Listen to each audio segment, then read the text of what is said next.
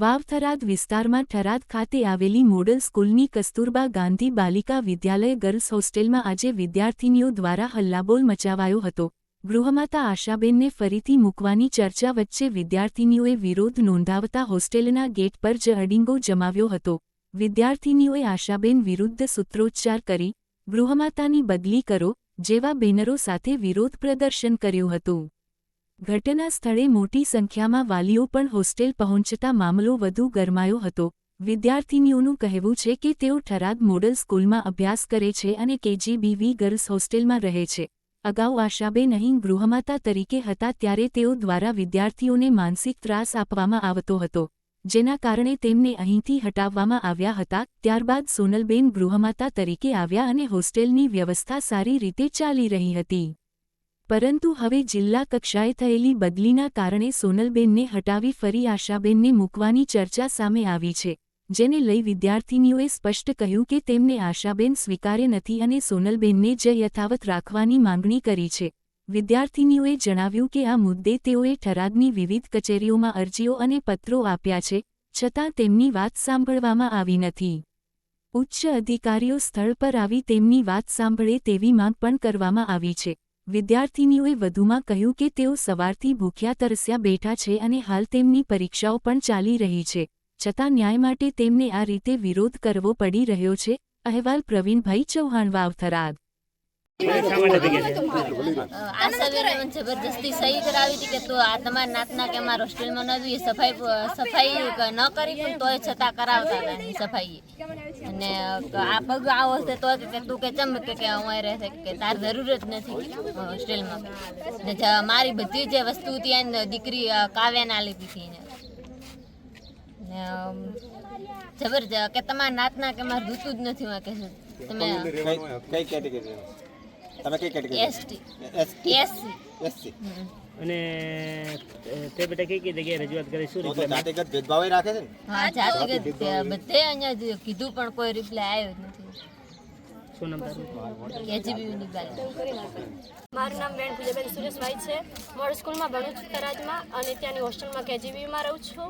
અમારે આશાબેનને લઈને પ્રશ્નો છે। પહેલાં આશાબેન અહીંયા રહેતા હતા એટલે બહુ ત્રાસ આપતો એટલે અમે કાઢવામાં આવ્યા હતા એમને, પણ પાછળ એમને હવે પછી અમને સોનલબેન અહીંયા લવરાવવામાં આવે છે એટલે અમે હાલ રાજી ખુશીથી અમારે રેડી બધું ચાલે છે, પણ પાછા તેમને સોનલબેનને કોવાલા મોકલવામાં આવે છે કે જિલ્લા આડલી બદલી થાય છે એટલે, અને આશાબેનને અહીંયા લાવવામાં આવે। ત્રાસથી અમે ઘડાયા હતા છતાં આશાબેનને લાવવામાં આવે છે। અમારે આશાબેન આજે ના જોઈએ ને કાલે ના જોઈએ, અમારે સોનલબેન જ જોઈએ। અને આમાં અમે થરાદની કોઈ કચેરી બાકી નહીં, લેટર આલ્યા બધે, અરજી આલી, કોઈ અમારું સાંભળતું જ નહીં। અધિકારીઓ કેમ અમારું સાંભળતા નહીં? બસ અમારા પ્રશ્નની અમારી માંગ પૂરી કરે। અમે આજે નહીં રહેવાના, કાલે નહીં રહેવાનું, આશાબેન આવશે તો અમારે આશાબેન ના દુએ ના દુએ। અમે એવું નહીં કહેવા માંગતો કે સોનલબેને દુએ, પણ સોનલબેનની 26 KGB છે ને કોઈ બી બેન દુશે અમે, પણ અમે આશાબેનને તો આજે નહીં લાવવા જોઈએ, કાલે નહીં લાવવા જોઈએ, અમારે દુએ જ નહીં।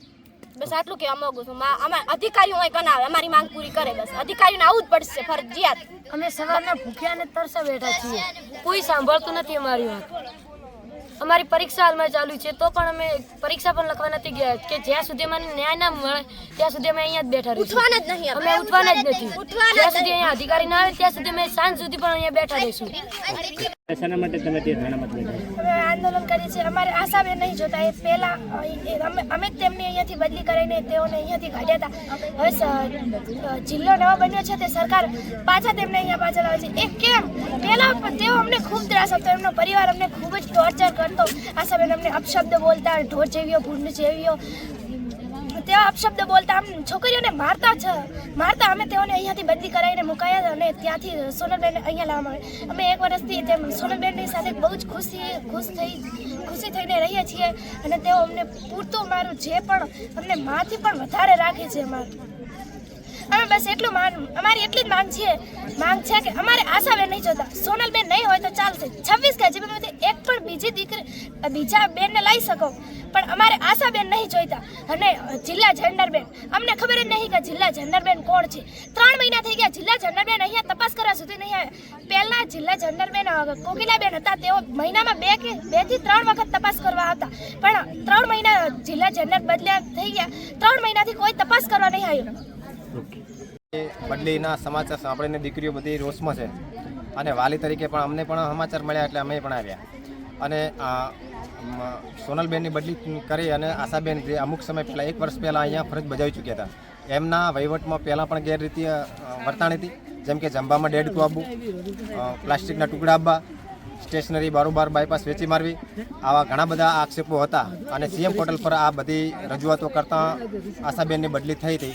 અને વરે પાસે સીએમ પોર્ટલ પર અમારા જેવા કોઈ બીજા વાલીઓએ અરજી કરી અને આશાબેનને પાછા લાવે છે. દીકરીઓની બધાની માંગ એવી છે કે ભલે સોનલબેનની બદલી થાય તો વાંધો નહીં, પણ આશાબેન સિવાય કોઈ પણ વોર્ડન તરીકે મેડમ આવે તો અમે બધા સંમત છીએ, વાલી પણ સંમત છીએ.